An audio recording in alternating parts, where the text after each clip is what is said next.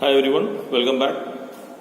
അപ്പോൾ ഈ ഒരു ലെക്ചർ വീഡിയോയിൽ നമ്മൾ ഡിസൈൻ ഓഫ് കോൺക്രീറ്റ് സ്ട്രക്ചർ 2-ന്റെ ഫസ്റ്റ് ടോപ്പിക്, അതായത് column subjected to uniaxial bending ആണ് സ്റ്റാർട്ട് ചെയ്യുന്നത്. അപ്പോൾ യൂണി ആക്സിയൽ ബെൻഡിങ് എന്ന് പറയുമ്പോൾ ഞാൻ പറഞ്ഞു, ഷോർട്ട് കോളത്തിൽ നമുക്ക് മൊത്തം 3 കേസാണ് പഠിക്കാനുള്ളത്. ഷോർട്ട് കോളത്തിൽ ലോഡ് കോൺസെൻട്രിക് ആയിട്ട് ആക്ട് ചെയ്യുന്നതും, പിന്നെ ഷോർട്ട് കോളത്തിൽ ലോഡ് എസെൻട്രിക് ആയിട്ട് ആക്ട് ചെയ്യുന്നു. ഈ എസെൻട്രിക് ആയിട്ട് ആക്ട് ചെയ്യുന്ന കോളത്തിൽ 2 ടൈപ്പ് ഉണ്ട്. യൂണിയാക്സിയൽ ബെൻഡിങ് ഉണ്ട്, ബയാക്സിയൽ ബെൻഡിങ് ഉണ്ട്. അപ്പോൾ യൂണിയാക്സിയൽ ബെൻഡിങ്ങിന്റെ കേസാണ് നമ്മൾ ഈ ഒരു ലെക്ചറിൽ സ്റ്റാർട്ട് ചെയ്യുന്നത്. അപ്പോൾ നേരിട്ട് ഞാൻ ഒരു ഡിസൈനിലേക്ക് പോകുന്നില്ല, അതിന് പകരം ഒരു പ്രോബ്ലം നമുക്ക് മൊമെന്റ് കണ്ടുപിടിക്കുകയും ആക്സിയൽ ലോഡ് കണ്ടുപിടിക്കേണ്ട ഒരു ചെറിയൊരു പ്രോബ്ലം, നമുക്ക് അനാലിസിസ് മോഡൽ പ്രോബ്ലം നമുക്ക് ഡിസ്കസ് ചെയ്യാം. ഓക്കെ, അപ്പോൾ നമുക്ക് സ്റ്റാർട്ട് ചെയ്യാം. ഓക്കെ, അപ്പോൾ design of column subjected to uniaxial bending. അപ്പോൾ ഇത് നമ്മൾക്ക് കേസ് നമ്പർ 2-ലാണ് വരുന്നത്. അപ്പോൾ case number 1 column subjected to axial force അല്ലെങ്കിൽ കോൺസെൻട്രിക് ലോഡ് നമ്മൾ കഴിഞ്ഞ ലെക്ചറിൽ എക്സ്പ്ലെയിൻ ചെയ്തായിരുന്നു. ഇനി ഇത് IS 456 code number IS 456 page number 71 clause 39.5 ആണ്. ഇതിൻ്റെ അകത്താണ് a member subjected to combined axial load and യൂണിയാക്സിയൽ ബെൻഡിങ്ങിനെ പറ്റിയിട്ടുള്ള ഡീറ്റെയിൽസ് കിടക്കുന്നത്. ഓക്കെ, അപ്പോൾ ഇതിൻ്റെ അകത്ത് പറയുന്നുണ്ട്, ഇതിൻ്റെ അനലിറ്റിക്കൽ മെത്തേഡ് ഇച്ചിരി കോംപ്ലക്സ് ആയതുകൊണ്ട് നമ്മൾ ഈ ഒരു കേസിനെ column subjected to uniaxial bending എന്ന് പറയുന്ന ഈ ഒരു കേസ് നമ്മൾ SP16 ചാർട്ട് വെച്ചിട്ടാണ് നമ്മൾ ഡിസൈൻ ചെയ്യുന്നത്. ഓക്കെ, അപ്പോൾ നമുക്ക് ആ കേസ് സ്റ്റാർട്ട് ചെയ്യാം. Design of short column with uni axial bending. ഇപ്പോൾ യൂണി ആക്സിയൽ ബെൻഡിങ് എന്ന് പറയുമ്പോൾ നമ്മുടെ കയ്യിലൊരു കോളം ഉണ്ട്. കോളത്തിൻ്റെ ലെങ്ത് എല്ലാണ്. ഇതാണ് അതിൻ്റെ സെൻട്രൽ ആക്സിസ്. ലോഡ് ആക്ട് ചെയ്യുന്നത് എവിടെ ആയിരിക്കും? ഒരു എസെൻട്രിസിറ്റി മാറിയിട്ടായിരിക്കും ലോഡ് ആക്ട് ചെയ്യുന്നത്. അപ്പോൾ ഈ ഡിസ്റ്റൻസ് മാറി ആക്ട് ചെയ്യുന്നതുകൊണ്ട് ഇതിൻ്റെ അകത്ത് എന്തും ആക്ട് ചെയ്യും? ഒരു മൊമെൻറ്റും ആക്ട് ചെയ്യും. M=P/E. ഇതിൻ്റെ ക്രോസ് സെക്ഷണൽ അല്ലെങ്കിൽ പ്ലാൻ വ്യൂ നോക്കിക്കഴിഞ്ഞാൽ ഇവിടുത്തെ width B, depth D. Load act ചെയ്യുന്ന എവിടെയാണ്? 2 ആക്സിസിൽ നിന്നും മാറിയിട്ട് ഇവിടെ ഒരു ഈ ഡിസ്റ്റൻസ് മാറിയിട്ടായിരിക്കും ലോഡ് ആക്ട് ചെയ്യുന്നത്. നമുക്ക് ഫസ്റ്റ് ക്വസ്റ്റ്യൻ നോക്കാം. ഇതൊരു ഡിസൈൻ പ്രോബ്ലം അല്ല, ഇതൊരു അനാലിസിസ് പ്രോബ്ലമാണ്.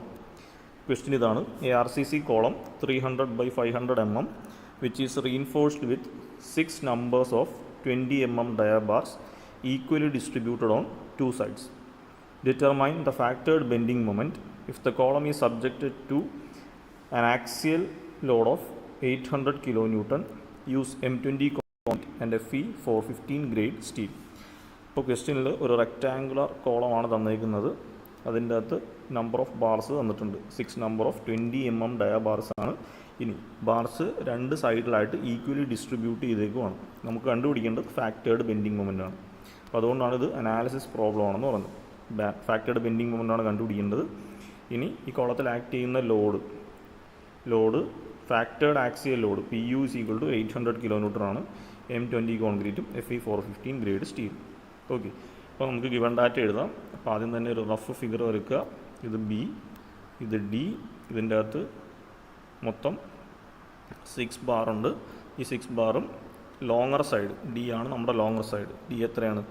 500. ഈ ലോങ്ങർ സൈഡിൽ ഈക്വലി ഡിസ്ട്രിബ്യൂട്ട് ചെയ്തേക്കുകയാണ്. എന്ന് വെച്ചാൽ ഒരു സൈഡിൽ 3 എണ്ണം, ആ സൈഡിൽ 3 എണ്ണം. ഓക്കെ, ഇനി ഏരിയ ഓഫ് സ്റ്റീൽ കണ്ടുപിടിക്കുക. ഏരിയ ഓഫ് സ്റ്റീൽ എന്ന് പറഞ്ഞാൽ എന്താണ്? 6 ബാറുണ്ട്. അപ്പോൾ 6 ഇൻറ്റു ഒരു ബാറിൻ്റെ ഏരിയ എന്ന് പറയുമ്പോൾ 5/4 × 20². അപ്പോൾ ഏരിയ ഓഫ് സ്റ്റീൽ ASC അല്ലെങ്കിൽ AST എന്നിടാം. AST = 1884.95 mm² എന്ന് കിട്ടും. ഇനി ഫാക്ടേർഡ് ലോഡ് PU = 800 kN ആണ്. PU = 800 × 10³ N. FCK 20. FCK എന്ന് വെച്ചാൽ grade of concrete 20 N/mm². FY 415 N/mm². Okay, അപ്പോൾ ഇത് സോൾവ് ചെയ്യണമെന്നുണ്ടെങ്കിൽ നമുക്ക് SP16 ചാർട്ടിൽ ഏത് ചാർട്ടാണ് സെലക്ട് ചെയ്യേണ്ടതെന്ന് അറിയണം. ഓക്കെ, അപ്പോൾ നമുക്ക് ആദ്യം ചാർട്ട് നോക്കാം. ഇതാണ് നമ്മൾ യൂസ് ചെയ്യേണ്ട കോഡ്. SP16 കോഡായിട്ട് നമ്മൾ എടുക്കുന്നത് design aids for reinforced concrete IS 456 1978 ആണ് നമ്മൾ യൂസ് ചെയ്യുന്നത്. ഇതിൻ്റെ ഇൻഡെക്സ് പേജ് ഇതാണ്. ഇതിൻ്റെ അകത്ത് ചാർട്ട് നമ്പർ 27 മുതൽ 38 വരെ ഒരു സെറ്റ് ഓഫ് ചാർട്ടുണ്ട്. ഇത് നമ്മൾ rectangular section equally distributed on 2 side. അപ്പോൾ റെക്റ്റാങ്കുലർ സെക്ഷനും റീഇൻഫോഴ്സ്മെൻറ്റ് രണ്ട് സൈഡിലായിട്ട് ഈക്വലി ഡിസ്ട്രിബ്യൂട്ട് ചെയ്തേക്കുന്ന കേസുകൾക്കാണ് ഇത്രയും ചാർട്ട് യൂസ് ചെയ്യുന്നത്. ഇനി ഇതിൻ്റെ താഴെ വരുന്ന ഇത്രയും ചാർട്ട് നമ്പർ 39 മുതൽ 50 വരെ ഉള്ളത് റെക്റ്റാങ്കുലർ ക്രോസ് സെക്ഷൻ തന്നെ reinforcement equally distributed on 4 side. അപ്പോൾ ഈ കേസുകൾക്കാണ് ഇത് യൂസ് ചെയ്യുന്നത്. ഇനി ഇതിൻ്റെ താഴെ വരുന്നതെന്ന് വെച്ചാൽ സർക്കുലർ ക്രോസ് സെക്ഷനാണ്. സർക്കുലർ ക്രോസ് സെക്ഷൻ്റെ ചാർട്ടാണ് 51 മുതൽ 62 വരെയുള്ളത്. സെലക്ട് ചെയ്യണമെന്നുണ്ടെങ്കിൽ നമുക്ക് എന്തൊക്കെ ക്രൈറ്റീരിയ വേണം? ഒന്നാമത്തത് ഷേപ്പ് അറിയണം, കോളത്തിൻ്റെ ഷേപ്പ് ഏതാണെന്ന് അറിയണം. പിന്നെ റീഇൻഫോഴ്സ്മെൻറ്റ് ഈക്വലി ഡിസ്ട്രിബ്യൂട്ട് ചെയ്തേക്കുന്നത് 2 സൈഡാണോ 4 സൈഡാണോ എന്നറിയണം. അത് കഴിഞ്ഞാൽ FYയുടെ വാല്യൂ, ഇത് FY 415 യൂസ് ചെയ്യുന്ന ചാർട്ടും ഇത് FY 415 യൂസ് ചെയ്യുന്ന ചാർട്ടും ഇത് FY 500 യൂസ് ചെയ്യുന്നു. അപ്പോൾ ഇത് മൈൽഡ് സ്റ്റീൽ, ഇത് FE 415, ഇത് FE 500 യൂസ് ചെയ്യുന്നു. ഈ രീതിയിലാണ് നമുക്ക് ക്ലാസിഫൈ ചെയ്യേണ്ടത് ചാർട്ടിന്. സർക്കുലർ കോളത്തിലാണെങ്കിൽ നമുക്ക് എന്തുമാത്രമേ ഉള്ളൂ, ഒറ്റ ടേബിളേ ഉള്ളൂ. അതിൻ്റെ അകത്ത് തന്നെ ഈ ഒരു സ്റ്റീലിൻ്റെ ഗ്രേഡ് അനുസരിച്ച് സ്പ്ലിറ്റ് ചെയ്യാം. ഇനി മൈൽഡ് സ്റ്റീലിന് 4 എണ്ണം ഉണ്ട്. ഇതിൽ നിന്ന് പറഞ്ഞാൽ സെലക്ട് ചെയ്യണമെന്നുണ്ടെങ്കിൽ D'/Dയുടെ വാല്യൂ കണ്ടുപിടിക്കണം. ഓക്കെ, ഇനി നമുക്ക് ആ പ്രോബ്ലത്തിലേക്ക് പോവാം. അപ്പോൾ ഇതിൻ്റെ അകത്ത് നമുക്ക് ചാർട്ട് സെലക്ട് ചെയ്യാൻ വേണ്ടി നമുക്കറിയാവുന്ന ഡീറ്റെയിൽ, ഒന്ന് ഷേപ്പ് റെക്റ്റാങ്കുലർ ഷേപ്പാണ്, 2 2 സൈഡാണ്, ഗ്രേഡ് ഓഫ് സ്റ്റീൽ 415 ആണ്. ഓക്കെ, അപ്പോൾ ഇത്രയും കാര്യങ്ങൾ വെച്ച് നമുക്ക് എന്ത് സെലക്ട് ചെയ്യാം? റെക്റ്റാങ്കുലർ ഷേപ്പാണ്, 2 സൈഡിലാണ് ഡിസ്ട്രിബ്യൂട്ട് ചെയ്യാൻ പോകുന്നത്, FY 415 ആണ്. ഇപ്പോൾ FY 415 എന്ന് പറഞ്ഞാൽ അത് ഇത്രയും ചാർട്ടാണ് നമുക്ക് ആവശ്യമായിട്ടുള്ളത്. ഇപ്പോൾ നമ്മൾ ചാർട്ട് ഷോർട്ട് ലിസ്റ്റ് ചെയ്തു. ഇത്രയും ചാർട്ടുണ്ട്, 31, 32, 33, 34. ഇനി ഇതിൽ ഏതാണ് എടുക്കേണ്ടതെന്ന് അറിയണമെന്നുണ്ടെങ്കിൽ D'/Dയുടെ വാല്യൂ കണ്ടുപിടിക്കണം. അപ്പോൾ നമുക്ക് D'/Dയുടെ വാല്യൂ നോക്കാം. ഇനി ഇതിൻ്റെ അകത്ത് D' എന്ന് വെച്ചാൽ എഫക്റ്റീവ് കവറാണ്. അതായത് ഇപ്പോൾ ഒരു കോളം എടുത്തു കഴിഞ്ഞാൽ ഇതാണ് റീഇൻഫോഴ്സ്മെൻ്റ് എങ്കിൽ ഈ റീഇൻഫോഴ്സ്മെൻറ്റിൻ്റെ സെൻറ്റർ മുതൽ ടോപ്പ് വരെയുള്ള ഇത്രയും ഡിസ്റ്റൻസ് ആണ് D', എഫക്റ്റീവ് കവർ. അപ്പോൾ effective cover is equal to ഇവിടെ നിന്ന് ഇവിടം വരെ, ബാറിൻ്റെ മുകൾ മുതൽ ടോപ്പിലേക്കുള്ള ഡിസ്റ്റൻസ് ആണ് ക്ലിയർ കവർ. അപ്പോൾ ഇക്വേഷൻ എന്തായിരിക്കും? D' is equal to clear cover plus ഒരു ബാറിൻ്റെ ഡയമീറ്റർ ബൈ 2. ഓക്കെ, ഒന്നുകൂടി ഫിഗർ വരക്കുക. ഇതാണ് ഒരു ബാറെങ്കിൽ ഇതിൻ്റെ സെൻറ്റർ മുതൽ ടോപ്പ് വരെയുള്ള ഡിസ്റ്റൻസ് ആണ് D'. ഇത് കിട്ടണമെന്നുണ്ടെങ്കിൽ എന്ത് ചെയ്യണം? ഇത് ക്ലിയർ കവർ, ഇത് ബാർ ഡയമീറ്റർ ബൈ 2. ഇത്രയും ഡിസ്റ്റൻസ് ക്ലിയർ കവർ, ഇതെന്ന് പറഞ്ഞാൽ ഒരു ബാറിൻ്റെ പകുതി. അപ്പോൾ അതാണ് clear cover plus bar diameter by 2. ഇനി കോളത്തിന് നമ്മൾ മിനിമം എടുക്കേണ്ട ബാർ ഡയമീറ്റർ എന്ന് പറഞ്ഞാൽ ക്ലിയർ കവർ എന്ന് പറഞ്ഞാൽ 40 mm ആണ്. അപ്പോൾ ക്ലിയർ കവർ 40 mm മിനിമം എടുക്കണം. അതിന് മുകളിലേക്ക് എടുക്കാം, പക്ഷേ മിനിമം 40 mm എടുക്കുക. അപ്പോൾ assume clear cover is equal to 40 mm. Effective cover കണ്ടുപിടിക്കാനായിട്ട് clear cover plus bar diameter by 2. Clear cover 40. ഇനി ബാർ ഡയമീറ്റർ ക്വസ്റ്റ്യനിൽ പറഞ്ഞിട്ടുണ്ട് 20 mm ബാറാണ്. അപ്പോൾ 20 by 2 it is equal to 50. ഇനി അടുത്ത് D'/D ചെയ്യുക. അപ്പോൾ D' 50 കിട്ടി. ഇനി D എന്ന് വെച്ചാൽ എന്താണ്? കോളത്തിൻ്റെ സൈസ്, ലോങ്ങർ സൈസ്. ഡെപ്ത് എന്ന് പറഞ്ഞാൽ എത്രയായിരുന്നു? 500 mm ആണ് ഡെപ്ത്. അപ്പോൾ D'/D is equal to 50 by 500 which is equal to D'/D is equal to 0.1. Okay, അപ്പോൾ T'/D 0.1 ആണ്. അപ്പോൾ ഓൾറെഡി നമ്മൾ സെലക്ട് ചെയ്ത് വെച്ചേക്കുന്നത് റെക്റ്റാങ്കിളാണ്, 2 സൈഡാണ്. 2 സൈഡിൽ തന്നെ FE 415 യൂസ് ചെയ്തിട്ട് 4 ചാർട്ടുണ്ട്. ഇനി ഇതിനകത്ത് D'/D 0.1, D'/D 0.1 വരുന്ന ഒറ്റ ചാർട്ടേ ഉള്ളൂ. ഇതായത് ചാർട്ട് നമ്പർ 32, പേജ് നമ്പർ 117. ഈ ചാർട്ടാണ് നമ്മൾ സെലക്ട് ചെയ്യേണ്ടത്. ഓക്കെ, ഇനി ചാർട്ട് സെലക്ട് ചെയ്തിട്ട് അടുത്ത് എന്താണ് ചെയ്യേണ്ടതെന്ന് നോക്കാം. ഇതാണ് ഇതാണ് ചാർട്ട് നമ്പർ 32. ഇതിൻ്റെ അകത്ത് FI 415 ആണ് കിടപ്പുണ്ട്, D'/D 0.1 ആണ് കിടപ്പുണ്ട്, റെക്റ്റാങ്കുലറിൻ്റെയാണ്, 2 സൈഡ് റീഇൻഫോഴ്സ്മെൻറ്റ് ഈക്വൽ ഡിസ്ട്രിബ്യൂട്ട് ചെയ്തേക്കുന്നതിൻ്റെയാണ്. ഓക്കെ, ഇനി ഇതിൻ്റെ Y ആക്സിസിൽ PU/FCK BD ആണ്. PU/FCK BD. ഇതിനകത്ത് PU തന്നിട്ടുണ്ട്, FCK ഉണ്ട്, B ഉണ്ട്, D ഉണ്ട്. ഇതിൻ്റെ വാല്യൂ കണ്ടുപിടിക്കാം. ഇനി അടുത്തത് Y ആക്സിസിൽ MU/FCK BD² ആണ്. അപ്പോൾ Y ആക്സിസിൽ MU/FCK BD². ഇതിൻ്റെ അകത്ത് നമുക്ക് FCK അറിയാം, B അറിയാം, D അറിയാം, MU ആണ് കണ്ടുപിടിക്കേണ്ടത്. ഓക്കെ, ഇനി ഇതിൻ്റെ അകത്തുള്ള ഓരോ കർവും, ഇതിൻ്റെ അകത്തുള്ള ഈ ഓരോ കർവിൻ്റെയും വാല്യൂ ഇതാണ്. എന്താണ്? D/FCK ആണ്. ഓരോ കർവിൻ്റെയും, ഇവിടെ ഒത്തിരി കർവുകൾ നമുക്ക് കാണാം, ഇതിൻ്റെ അകത്തുള്ള ഓരോ കർവിൻ്റെയും ഇക്വേഷൻ P/FCK ആണ്. ഇതിൻ്റെ അകത്ത് പി എന്ന് പറഞ്ഞാൽ പെർസെൻറ്റേജ് റീഇൻഫോഴ്സ്മെൻ്റ് ആണ്. അപ്പോൾ P = 100 AST/B ആണ്. 100 × AST/BD. അപ്പോൾ 100 × ഏരിയ ഓഫ് സ്റ്റീൽ നമ്മളോട് കണ്ടുപിടിച്ചു, ബിയും ഡിയും അറിയാം. അപ്പോൾ അവിടെ നിന്ന് നമുക്ക് പി കണ്ടുപിടിക്കാൻ പറ്റും. ഓക്കെ, അപ്പോൾ ആ രീതിയിലാണ് സോൾവ് ചെയ്യാൻ പോകുന്നത്. അപ്പോൾ ആദ്യം തന്നെ y ആക്സിസിലുള്ള P/FCK/BD. പി എത്രയായിരുന്നു? 800 × 10⁻³ FCK 20, ബി എന്ന് പറഞ്ഞാൽ 300 mm, ഡി എന്ന് വെച്ചാൽ 500 mm. സോൾവ് ചെയ്യുമ്പോൾ നമുക്ക് 0.26 എന്ന് കിട്ടും. അടുത്തത് P/FCK. അപ്പോൾ പി എന്ന് പറഞ്ഞാൽ എന്തായിരുന്നു? Percentage reinforcement 100 AST/BD / FCK. അപ്പോൾ 100 × AST നമുക്ക് നേരത്തെ കാൽക്കുലേറ്റ് ചെയ്തിട്ടുണ്ട്, 1884.95 × B × D / 20. ഇത് സോൾവ് ചെയ്യുമ്പോൾ നമുക്ക് 0.06 എന്ന് കിട്ടും. ഇനി ഈ രണ്ട് വാല്യൂവിന് കറസ്പോണ്ടിങ് ആയിട്ടുള്ള ആൻസർ കണ്ടുപിടിക്കണം. അപ്പോൾ 0.26ഉം 0.06ഉം. ഓക്കെ, അപ്പോൾ 0.26 എന്ന് പറയുമ്പോൾ ചാർട്ട് എടുത്തിട്ടുണ്ടെങ്കിൽ ഇതാണ് 0.2, ഇത് 0.22, ഇത് 0.24, ഇത് 0.26. അപ്പോൾ 0.26 എന്ന് പറയുമ്പോൾ ഈ ഒരു ലൈനാണ്. ഇനി 0.06 ആണ് കർവ്. ഇതിൻ്റെ അകത്ത് ഫസ്റ്റ് കർവിൻ്റെ വാല്യൂ 0 ആണ്. സെക്കൻഡ് കർവിൻ്റെ വാല്യൂ, അതായത് P/FCKയുടെ വാല്യൂ 0.02 ആണ്. മൂന്നാമത്തെ കർവിൻ്റെത് 0.04 ആണ്. ഈ നാലാമത്തെ കർവാണ് 0.06. നാലാമത്തെ കർവ് എന്ന് പറയുമ്പോൾ ഇതാണ് 0.06ൻ്റെ വാല്യൂ. അപ്പോൾ 0.2 ഇവിടെ, 0.3 ഇവിടെ, 0.26 എന്ന് പറയുമ്പോൾ ഇത് ഇങ്ങോട്ട് മീറ്റ് ചെയ്യും. ഓക്കെ, അപ്പോൾ ആ രീതിയിൽ മീറ്റ് ചെയ്യിപ്പിച്ചിട്ട് y ആക്സിസ് എന്താണ് കിട്ടുന്നതെന്ന് നോക്കാം.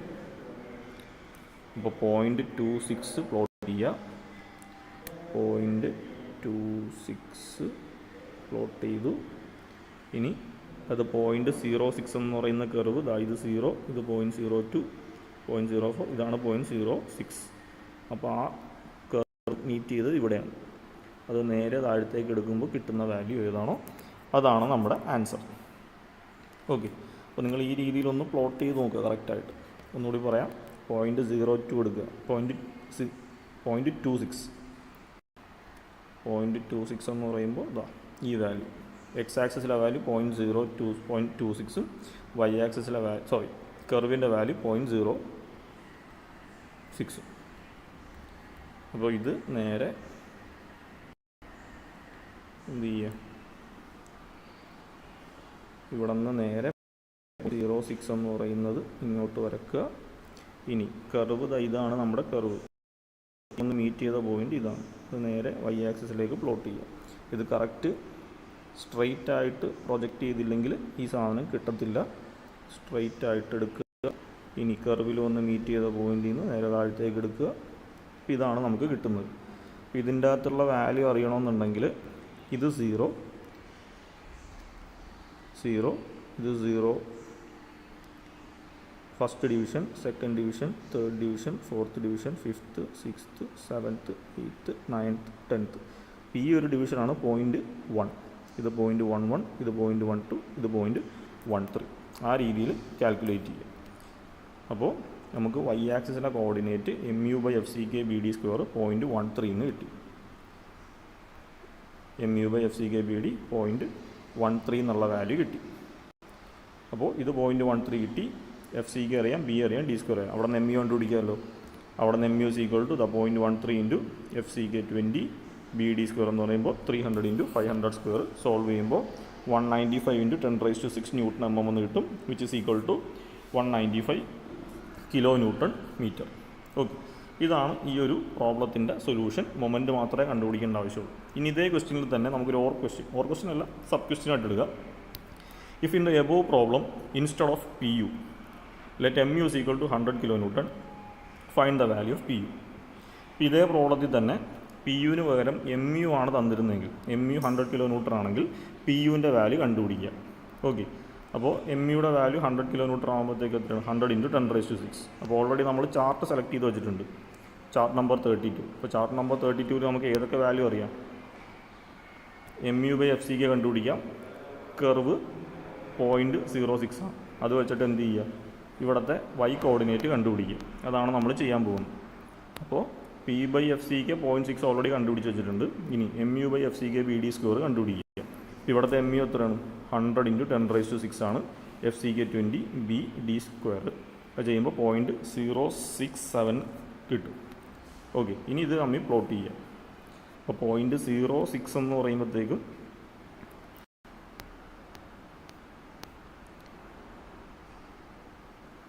0.067 എന്നാണ് കിട്ടിയത്. അപ്പോൾ 0.067 എന്ന് പറയുമ്പോൾ ഇതാ ഇത് 0.1, ഇത് 0.01, ഇത് 0.02, 0.03, 0.04, 0.05, 0.06, 0.07. ഇതിൻ്റെ നടുക്കുള്ള വാല്യൂ എന്ന് പറയുമ്പോൾ ഇതാ നമുക്ക് ഇങ്ങനെ ഒരെണ്ണം പ്ലോട്ട് ചെയ്യാം. നടുക്കുള്ള വാല്യൂ എന്ന് പറയുമ്പോൾ ഇതിൻ്റെ നടുക്കെവിടെയെങ്കിലും പ്ലോട്ട് ചെയ്യാം. ഇനി ഈ ആരോ മാർക്ക് ഈ 0.06ൻ്റെ കർവിൽ എവിടെയാണ് മീറ്റ് ചെയ്യുന്നത് നോക്കുക. ഈ ആരോ മാർക്ക് 0.06ൻ്റെ കർവ് ഇതാണ്. ഇതിലെവിടെയാണോ മീറ്റ് ചെയ്യുന്നത് അതെടുത്തിട്ട് എക്സിലേക്ക് പ്രൊജക്റ്റ് ചെയ്യുക. ഓക്കെ, മനസ്സിലായല്ലോ? അതായത് ഇവിടെ നമുക്ക് 0.067ഉം 0.06ൻ്റെ കർവും തമ്മിൽ മീറ്റ് ചെയ്യുന്ന ഈ ഒരു ജംഗ്ഷൻ എടുക്കുക. ആ ജംഗ്ഷനിൽ നിന്ന് ഇവിടുത്തെ വാല്യൂ എത്രയാണെന്ന് കണ്ടുപിടിക്കുക, ഇവിടുത്തെ വാല്യൂ. അപ്പോൾ അത് നമ്മൾ പ്രൊജക്റ്റ് ചെയ്ത് നോക്കുക. നിങ്ങൾ പ്രൊജക്റ്റ് ചെയ്യുമ്പോൾ നിങ്ങൾക്ക് കിട്ടുന്നത് 0.49 ആണ് കിട്ടുന്നത്. അപ്പോൾ y ആക്സിസിൻ്റെ കോർഡിനേറ്റ് ഏതാണ്? PU/FC/K BD. അത് നിങ്ങൾക്ക് 0.49 എന്ന് കിട്ടും. അപ്പോൾ അവിടെ നിന്ന് 0.49 × FC/K 20 BD ക്രോസ് മൾട്ടിപ്ലൈ ചെയ്യുക. PU = 1470 kN എന്ന് കിട്ടും. ഓക്കെ, അപ്പോൾ ഇതാണ് യൂണി ആക്സിയൽ ബെൻഡിങ്ങിൻ്റെ കേസ്. അപ്പോൾ ആ കേസ് ഞാൻ ഒന്നുകൂടി പറയാം. ഇത് പ്രൊജക്റ്റ് ചെയ്യുന്നത്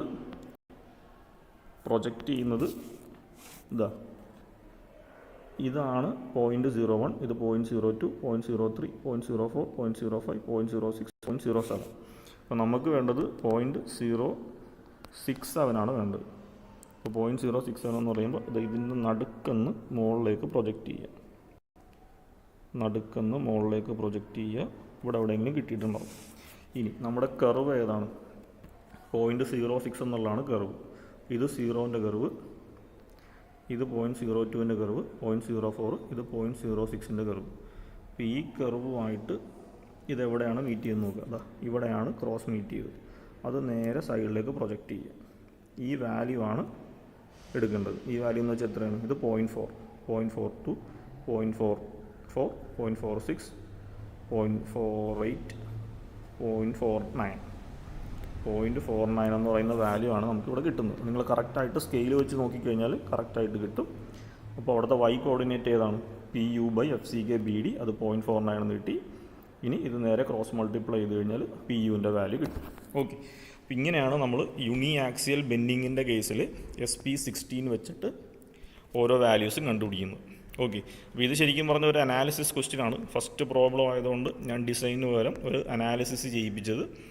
ഇനി ക്വസ്റ്റ്യനിൽ ഡിസൈൻ എന്നാണ് ചോദിക്കുന്നതെങ്കിൽ കുറച്ചുകൂടി സ്റ്റെപ്പ് ഉണ്ടാവും. അത് നമുക്ക് അടുത്ത ലെക്ചറിൽ ഈ ഒരു column subjected to uniaxial ബെൻഡിങ്ങിൻ്റെ കേസിൻ്റെ ഒരു ഡീറ്റെയിൽഡ് ഡിസൈൻ നമുക്ക് അടുത്ത ലെക്ചറിൽ നോക്കാം. ഓക്കെ, അപ്പോൾ ഈ ഒരു ലെക്ചർ നന്നായിട്ട് മനസ്സിലായിട്ടുണ്ടാവുമെന്ന് വിചാരിക്കുന്നു. ഇത് കോഡ് ബുക്ക് യൂസ് ചെയ്തിട്ട് കറക്റ്റ് വാല്യൂ ഒക്കെ പ്ലോട്ട് ചെയ്ത് ചെയ്യാൻ നോക്കുക. എന്തെങ്കിലും സംശയം വല്ലതും ഉണ്ടെങ്കിൽ നിങ്ങൾ കമൻറ്റ് ബോക്സിൽ ഇടുക. Okay, thank you.